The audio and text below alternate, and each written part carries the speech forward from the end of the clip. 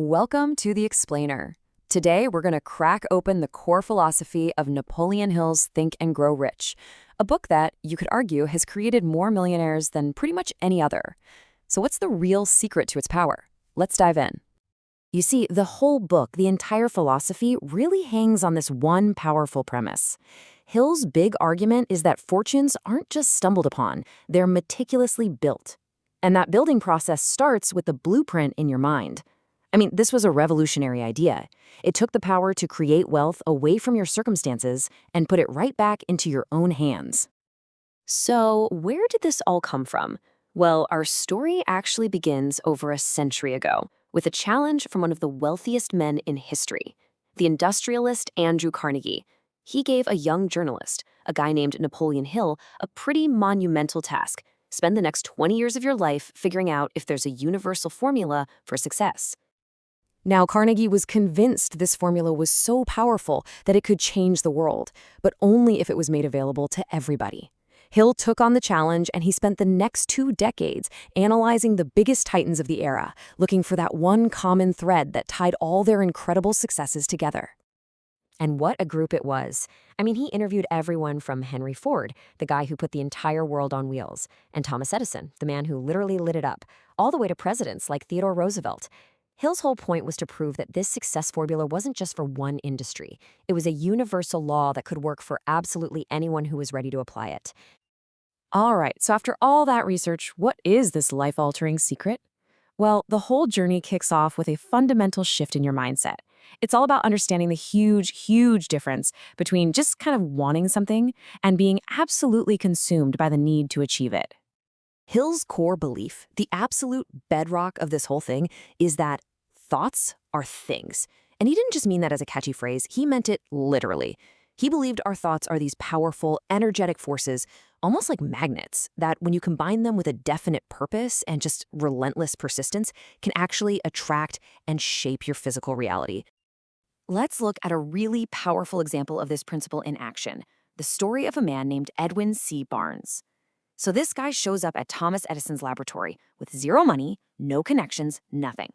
But what he did have was something way more valuable, an all-consuming, white-hot, burning desire to go into business with the great inventor. And this story just perfectly illustrates the difference, right? Barnes didn't just wish to work with Edison. You know, a wish is passive. It's a vague hope. Barnes had a burning desire. That's a definite, obsessive purpose that completely fueled his persistence. He basically staked his entire future on this one single goal. And it was that intense energy that Edison saw and eventually partnered with. Okay, so we get the mindset. You need that burning desire. But how do you actually translate that intense feeling into real-world results?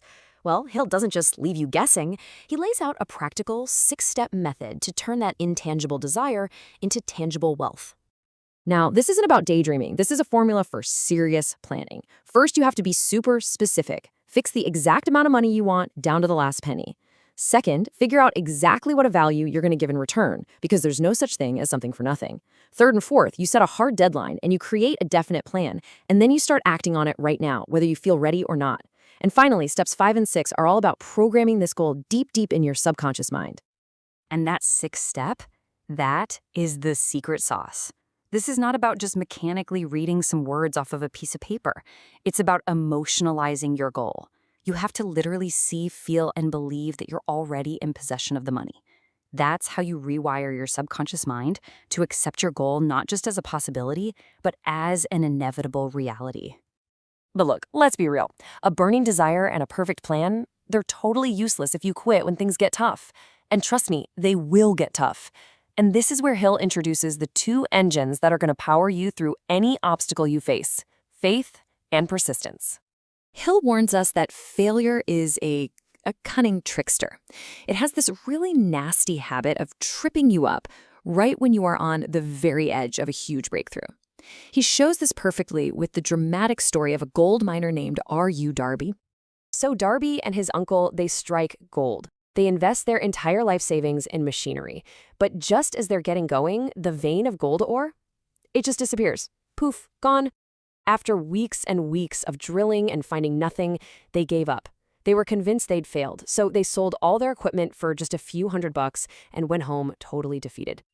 But here's where the story gets crazy. The guy who bought their equipment, he wasn't a fool. He brought in an expert, an engineer, who did a simple calculation and realized the gold vein was waiting just 3 feet from where the Darbys had stopped drilling. That junk man went on to make millions of dollars from that mine. You know, Darby learned a lesson that day that was absolutely priceless, one he later said was worth way more than all the gold he'd lost. He took that hard-won persistence and he applied it to a totally new career in insurance, and he eventually became a top salesman, all because he made a vow to himself to never again quit 3 feet from gold. So ultimately, what Hill reveals is that this secret formula, it isn't magic, and it's definitely not luck.